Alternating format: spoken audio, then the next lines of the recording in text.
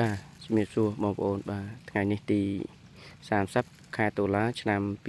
2025នេះជាទិដ្ឋភាពស្លឹកទុរេនដែលជាត្រួយចុងក្រោយហើយ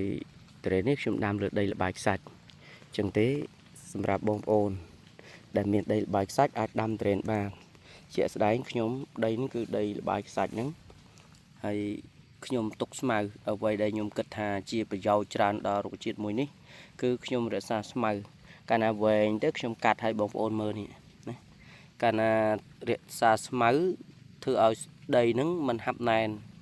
ហើយវាធ្វើឲ្យសត្វមានជីវិតជាពិសេសចលៀនចូលចិត្តនៅច្រើនកាលណាចលៀននៅច្រើនចលៀនហ្នឹងស៊ីដីដែលវាជុះមកគឺជាជីហើយបាទ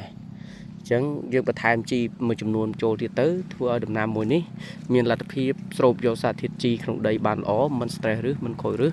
ធ្វើឲ្យមានការលូតលាស់ល្អប្រសើរបាទហើយការដាំដំណាំនីមួយៗដាច់ខាតត្រូវតែរក្សាសុខភាពដីបាទបើចង់ឲ្យដំណាំល្អត្រូវរក្សាសុខភាពដីឬក៏គុណភាពដីឲ្យល្អបន្តមកទៀតគឺយើងត្រូវរៀបចំឋានភាពដីទៅតាមតម្រូវការរបស់ដំណាំហើយចំពោះទុរេននេះខ្ញុំដាំនេះកាលនោះគឺយើងមិនមានការយល់ដឹងអញ្ចឹងយើងដាំស្មើ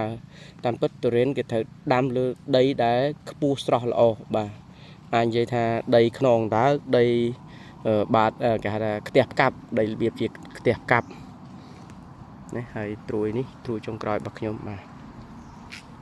យើងនឹងជំរុញយកផ្កានៅក្នុងខែ12បាទអញ្ចឹងសម្រាប់បងប្អូនដែល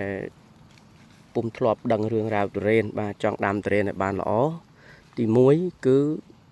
រក្សាគុណភាពដីឲ្យសុខភាពដីបានល្អសិនបាទទី2បន្ថែមសារធាតុដល់ដីគឺមានជីឲ្យបានគ្រប់គ្រាន់ទី3រក្សាគម្របដីជាពិសេសគឺស្មៅបាទកាលណារក្សាស្មៅហ្នឹងមិនធ្វើឲ្យដីហាប់មិនធ្វើឲ្យកម្ដៅថ្ងៃចាំងដល់ឫសទេអញ្ចឹងឫសដំណាំនឹងដំណើរការបានល្អប្រសើរទន្ទឹមហ្នឹង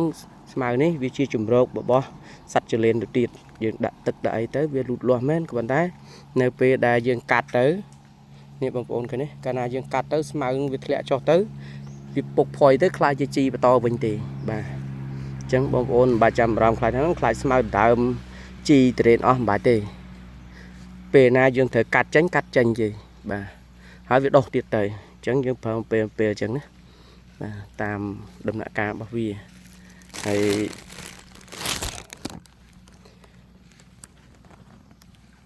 បន្ទាប់ពីយើងដាំយើងត្រូវតែថែសារគ្រប់គ្រងសត្វល្អិតបាទធ្វើយ៉ាងម៉េចការពារសត្វល្អិតឲ្យបានទៅតាមប្រភេទសត្វនីមួយហើយចំពោះមែករបស់ទុរេនវិញអាសាតែងឲ្យបានស្អាតបាតជាពិសេស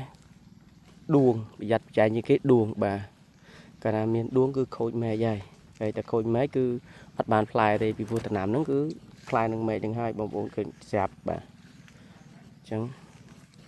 រឿងរ៉ាវទុរេនគឺអញ្ចឹងហ៊ានតែដីនឹងឲ្យលីងឆេញហើយអត់មានស្មៅជាគម្របទេខ្ញុំគិតថាទុរេនហ្នឹងក៏សុខភាពមិនល្អដែរដាក់ជីច្រើនប៉ុណ្ណាក៏ដោយកាលណាបើដីហាប់ហើយឬវាអត់អាចដោះលូតលាស់ចាប់យកជីបានទេហើយតែឬអត់ដើរស្លឹកដើមដងទាំងមូលក៏នឹងមិនលូតលាស់ដែរបងប្អូនបាទនេះដូចឡើយនេះអីស្មៅឡើងក្រាស់បាទកាត់ទៅក៏នៅស្មៅដើរជន់អត់ប្រឡាក់ជើងទេចាំដល់ដល់ការត្រូវការដីស្ងួតត្រូវការអីគឺយើងយកស្មៅចេញវិញបាទអញ្ចឹងគិតទៅស្មៅមានប្រយោជន៍ច្រើនដែរបងប្អូនបាទស្លឹកទៅបានប៉ុណ្ណឹង